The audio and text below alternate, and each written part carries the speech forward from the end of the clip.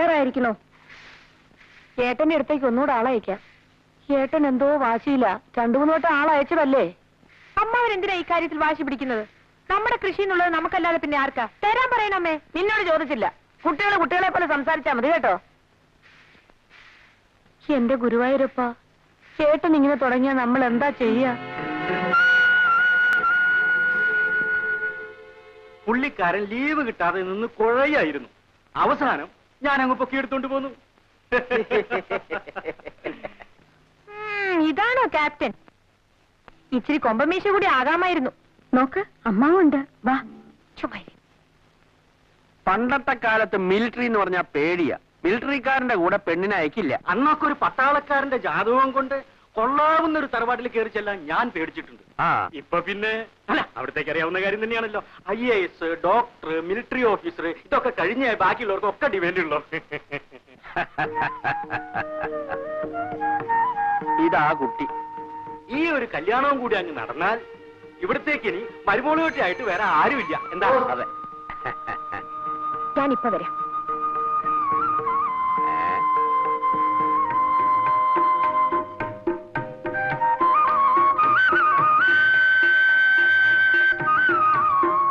കല്യാണിക്കുട്ടിക്ക് ധാരാളം കത്ത് വരാറുണ്ടെന്ന് തോന്നുന്നു. മുമ്പൊക്കെ വെക്കേഷനിൽ വീട്ടിൽ വന്നാൽ കത്തിന്റെ ബഹളമായിരുന്നു. ഇപ്പൊ ഫ്രണ്ട്സിനെല്ലാം എനിക്ക് എഴുതാൻ പേടിയാ. പിന്നെ ചിലരൊക്കെ എഴുതും. കുട്ടിക്ക് അത്തയ്ക്കാൻ ഫ്രണ്ട്സ് എന്തിനാ പേടിക്കുന്നത്? അതങ്ങനാ. അതെന്താ അങ്ങനെ? ഒന്നും പറയണ്ട. ഞാനൊരാളുമായി അല്പം ഇഷ്ടത്തിലായി. അപ്പോഴേക്കും ലോകം മുഴുവൻ എതിരായി. ഞാനെല്ലാം കേട്ടു. ഓ, അതിലൊന്നും കാര്യമില്ല. ഒരു പെൺകുട്ടിക്ക് ഒരാണിനോട് ദേഷ്യമാണെന്ന് പറഞ്ഞു എല്ലാവർക്കും സന്തോഷം. അതെ. അതേസമയം ഒരു പെണ്ണ് ആണിനോട് ഇഷ്ടമാണെന്ന് പറഞ്ഞാൽ എല്ലാവർക്കും സംസാരിക്കാൻ വിഷയമായി. അവിടെ ഭയങ്കര ക്രൈം ചെയ്തു പോലെ. എന്താ ശരിയല്ലേ? ആ, ഏതായാലും ഞാൻ തെറ്റുകാരിയായിപ്പോയി. ഇനി അത് മാറ്റിയെടുക്കണമെങ്കിൽ പ്രഭു തന്നെ കല്യാണം കഴിച്ചാലേ ഒക്കൂ. ആരാണി പ്രഭു? അറിയില്ലേ? എന്റെ കാമുകൻ. നിങ്ങൾ തമ്മിൽ ഇപ്പോഴും കത്തെഴുതാറുണ്ട്? അങ്ങോട്ടുണ്ട്. മറുപടി കിട്ടിയിട്ടില്ല. വന്നേ. അയാൾ വേറെ പെമ്പിള്ളേരെ വേറെ പോയി കാണും എന്ന് തന്നെയാ എനിക്കും തോന്നുന്നത്. ആളൊരു... എനിക്കൊന്നും കേൾക്കണ്ട. എനിക്കറിയേണ്ടത് കല്യാണിക്കുട്ടിക്ക് എന്നെ ഇഷ്ടമായോ എന്ന് മാത്രമാണ്. ഇഷ്ടക്കേടൊന്നുമില്ല. പക്ഷേ നിങ്ങൾ ഏത് തരക്കാരനാണെന്ന് അറിഞ്ഞില്ലല്ലോ ഇതുവരെ. മനസ്സിലായില്ല. മദ്യപിക്കുമോ, സിഗരറ്റ് വലിക്കുമോ, മറ്റു ചില പെൺകുട്ടികളായിട്ട് എന്തെങ്കിലും ഇടപാടുണ്ടോ, അങ്ങനെ എന്തെല്ലാം അറിയാനുണ്ട്. ഇതൊന്നുമില്ല. ഒരുപക്ഷെ മദ്യപിക്കാത്ത ഒരു മിലിറ്ററി ഓഫീസർ ആയിരിക്കും ഞാൻ. അതുപോലെ സ്മോക്കിംഗ്. പ്രഭുവിന് ഇതെല്ലാം ഉണ്ട്. കള്ള് കുടിക്കും, സിഗരറ്റ് വലിക്കും. പിന്നെ എക്സ്ക്യൂസ് മീ, ഞങ്ങൾക്ക് പോകാൻ സമയമായി.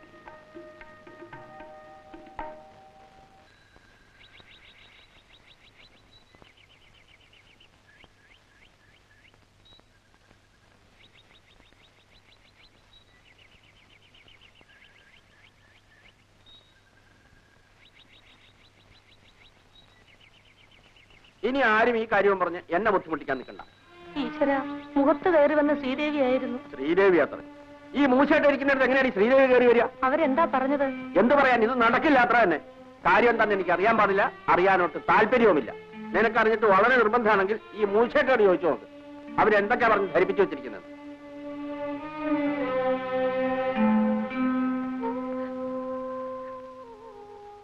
എന്റെ കഴുത്തിൽ താലി കണ്ടിട്ട് കണ്ണടയ്ക്കാൻ എനിക്ക് പറ്റില്ലേ മോളെ? അമ്മേ, ഞാൻ രോഗി.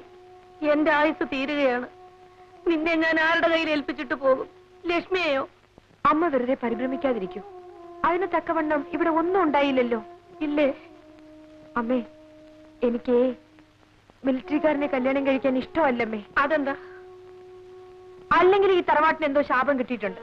ഈ തറവാട്ടിലെ പെണ്ണുങ്ങൾക്കൊന്നും ഭർത്താക്കന്മാർ വാഴൂല. അമ്മയ്ക്ക് എന്നെ കിട്ടി, അച്ഛൻ മരിച്ചുപോയി. ലക്ഷ്മിയടത്തേക്കാണെങ്കിലോ അങ്ങനെ ഒരു ബന്ധമേ ഉണ്ടായില്ല. പിന്നെ വല്ല യുദ്ധവും വന്ന് എന്റെ മിലിറ്ററിക്കാരൻ ഭർത്താവ് അങ്ങ് മരിച്ചുപോയാലോ? പിന്നെ പിന്നെ അമ്മ വെറുതെ വിഷമിക്കാതിരിക്കും. അമ്മ ഒന്ന് കിടക്കും. വരൂ അമ്മേ, വാ.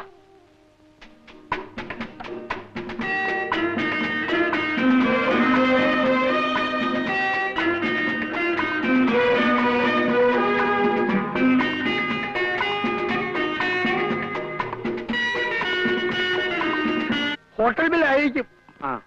ഇപ്പൊ ഓർമ്മിച്ച നന്നായി. ഇന്ന് തന്നെ ചെയ്യുമ്പോൾ അയച്ചേക്കാം.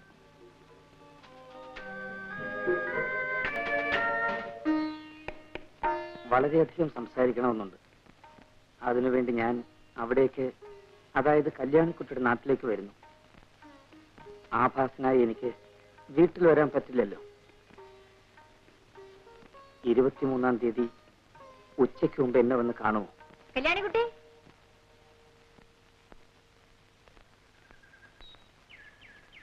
എന്താ ഭവാനി?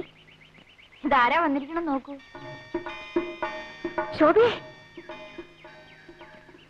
ശോഭേ, എന്താണോ വഴി തെറ്റിയോ? എന്നാ ഞാൻ ആ മുക്കിലിരിക്കാം. ആ ശരി, വേറെ എവിടേക്കോ ആണെന്ന് പറഞ്ഞിട്ടാ പോന്നിരിക്കുന്നത്. അത് കണ്ടറിയാം.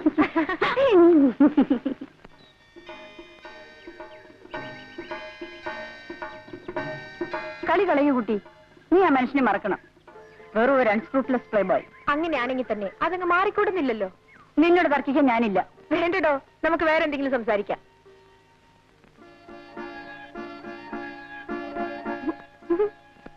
നിന്റെ ഗുണത്തിന് വേണ്ടിയിട്ടാണ് പറയുന്നത്. വീട്ടോ, കല്യാണി രക്ഷിക്കാൻ കല്യാണിക്കറിയാം. ചുമ്മാ ഇരിക്കടോ.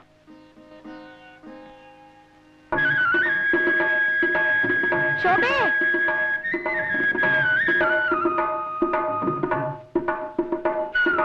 നിനക്കെന്നോട് പിണക്കൊന്നുമില്ലല്ലോ? ഞാൻ പോട്ടെ. ആ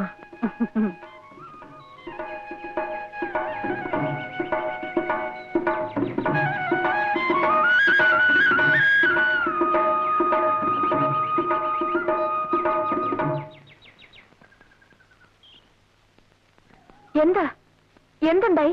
വലിയ ആൾക്കാർ എന്തോ ആകാമല്ലോ. എന്നാലും ഏട്ടൻ ഇങ്ങനെ പ്രവർത്തിച്ചു കളയുമെന്ന് കരുതിയില്ല. എന്ത് പറ്റി കൃഷ്ണൻകുട്ടി? ലക്ഷ്മിയെടുത്തി, എന്തുണ്ടായി? നെല്ല് തീർന്നു എന്ന് പറഞ്ഞയച്ചത് ആ കൃഷ്ണൻകുട്ടിയെ. പാടത്ത് പണിയെടുപ്പിച്ച് നിൽക്കുകയായിരുന്നു ഏട്ടൻ. അവിടെ ചെന്ന് പറഞ്ഞത് ഇഷ്ടമായില്ല. ആ, ഇവിടെ ചോദിക്കാൻ ആരാ? കൃഷ്ണൻകുട്ടി, പോയി മേല് കഴിയിട്ട് വരൂ.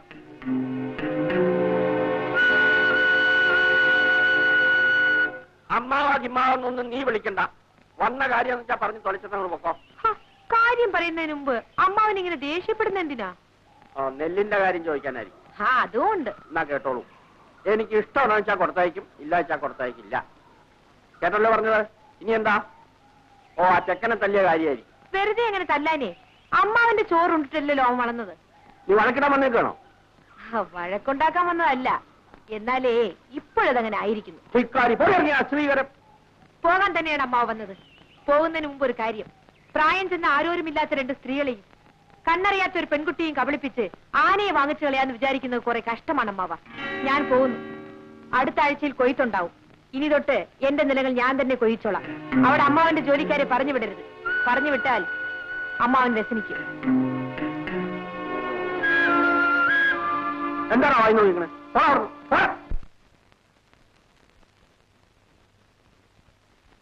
ശോഭേ, ഇവളെവിടെ പോയി കിടക്കുക? ശോഭേ, ശോഭേ, ആഹാ, നീ ഇവിടെ ഇരിക്കുകയാണോ?